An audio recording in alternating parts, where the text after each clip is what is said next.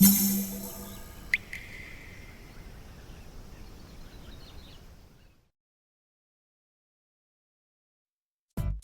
うも、底辺アクアリスト黄昏です。皆さん、熱帯魚の色は何色が好きですか？自分は派手めな色から渋めな色まで割と手広く好きです。中には赤が好きとか青が好きという方もいらっしゃると思いますが、色だけでは表せない魅力が熱帯魚にはあります。自分がいつも推しているカージナルテトラなんて赤と青という正反対の色を両方兼ね備えていつつ、あれだけ綺麗ですからね。何をどう進化したらそうなるのか本人たちに問いただしたいくらいです。ミクロラスボラ花火やエリスロミクロンは派手な色はしていませんが、いぶし銀な感じが好きで、その上品な綺麗さは多くの愛好家を生んでいます。そんな色とりどりな体色を持つ熱帯魚たちですが、中には色を持っていない生態もいます。というわけで今回は人工的に作られたんじゃないかと疑うくらい綺麗な生態を紹介していきたいと思います。ガラスのように透き通った美しい生態です。というわけで早速いつもの開封から入っていきます。今回も底辺アクアリスト御用達のペットバルーンで購入しました。側面に貼っている生ものシールが哀愁を漂わせていますね。大和の人たちは中に食用の魚が入っていると思っているかもしれません。今回は生態の種類も数もそこまで多くないんですが、大きめの発泡スチロールで厳重に梱包してくれています。ここら辺はさすが大型ショップといったところ。今回紹介する生態は結構なお値段するんで、1匹のみの導入になっております。あとはいつも通り開封し、点滴法で水合わせをしてから導入しました。というわけで今回紹介する生態はこちら。ペルーグラステトラ。価格は1匹1780円。だいたい九州では2000円前後なので安い方だと思います。これくらいの値段でネットで購入できるのはありがたい限りですね。とは言っても、さすがに1匹がこの値段になってくると、おいそれと複数購入はできないため、1匹のみ購入。ちなみにこちらはワイルド個体です。ペルーグラステトラは、名前の通りペルー原産の珍しいカラシンです。別名トライアングルカラシン、トライアングルテトラ、マルドナードグラステトラとも言うようです。日本ではペルーグラステトラという名前で定着しています。最大体長4センチ、適正水温20から28度、水質は弱酸性から中性。餌は人工飼料から生き餌まで幅広く食べてくれます。ペルーグラステトラは透き通った体を持つ珍しいカラシンで、2003年に紹介されてから今日まで根強い人気を誇る生態です。2003年ということは花火が日本に来た時に近いですね。2000年代に入ってからと聞くと、熱帯魚の中では割と新しめな印象を受けます。体色はガラスのように透き通っており、その透明さは群を抜いています。腹側だけ透明だったり、一部が透明な生態はいくつもいますが、体全体がこれだけ透き通っている種はこのペルーグラステトラくらいです。個人的には透明さで言えば小型熱帯魚ナンバーワンだと思います。別名のトライアングルテトラはこのひし形の体型から来ているようで、華奢っぽい見た目とは裏腹に体高は結構あります。ただ全身透明なので体高が高くてもなんとなくスマートな感じがしますね。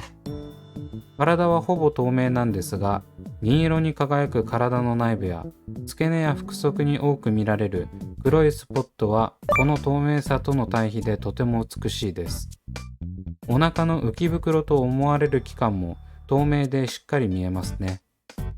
あまりにも透明で背骨がしっかり透けて見えるため、なんか不思議な感じです。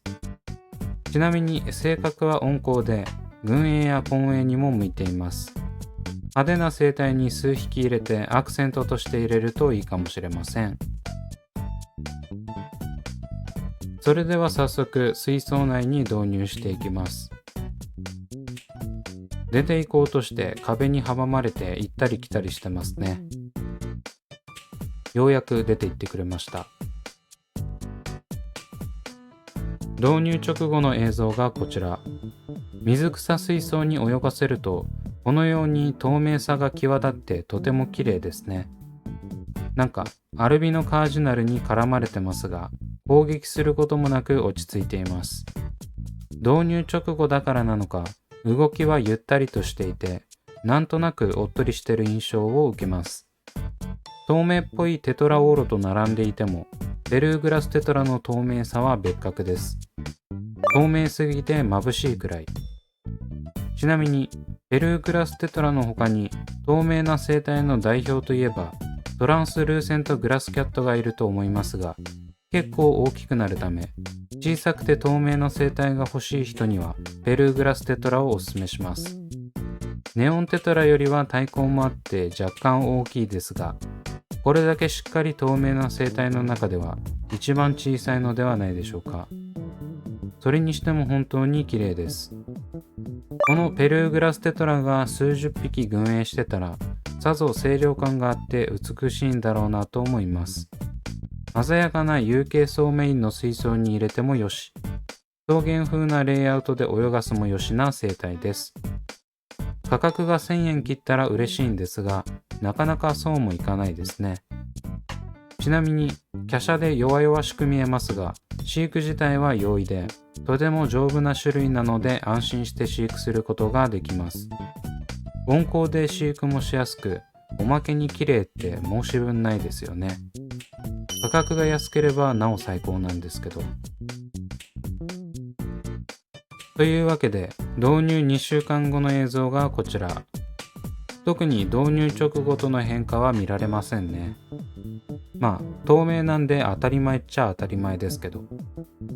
いつもの生態紹介のように色が上がってきたとかがあるなら面白いんですが、全く変わらないです。それでもこの透明さは他の生態では代わりになることができないので、日にちが経っても変わらないことがいいことでもありますね。これで買い込むと赤色に発色しますとか言い出したら目ん玉飛び出ます。それにしてもやはりこの透明感は唯一無二ですね。子供の頃流行ったスケルトンブームを思い出します。餌に対する食いつきもよく、他の生態にちょっかいもかけずとても利口な生態です。単独飼育なので60匹いるグリーンネオンテトラとはちょっと距離を置いているように感じますが、干渉もせず干渉もされずって感じでいい距離感です。たまにラミレジーに睨まれますが、特別攻撃されることはないようです。ここまで飼育して特に暴れている姿を見たことがないので、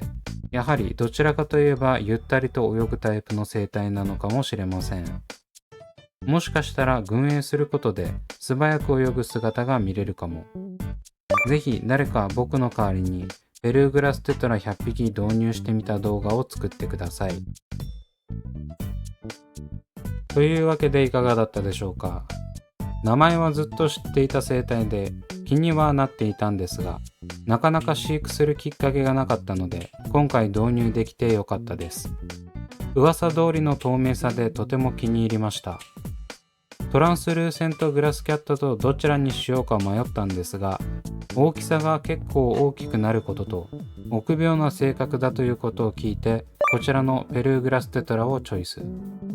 思った以上に飼いやすく、カラシン系が好きな方にはハマると思います。価格自体は高めですが、アクアショップでもよく見かける生態なので、迎え入れる環境が整っていれば、ぜひ購入して綺麗さを体感してみてください。また、もしペルーグラステトラを100匹飼ってる方がいれば教えていただけると幸いです。これからもいろんな生態を紹介していくので、気になる方はぜひチャンネル登録してお待ちください。というわけで今回はここまで。Twitter と Instagram もやっておりますので、そちらも見ていただけると嬉しいです。それではご視聴ありがとうございました。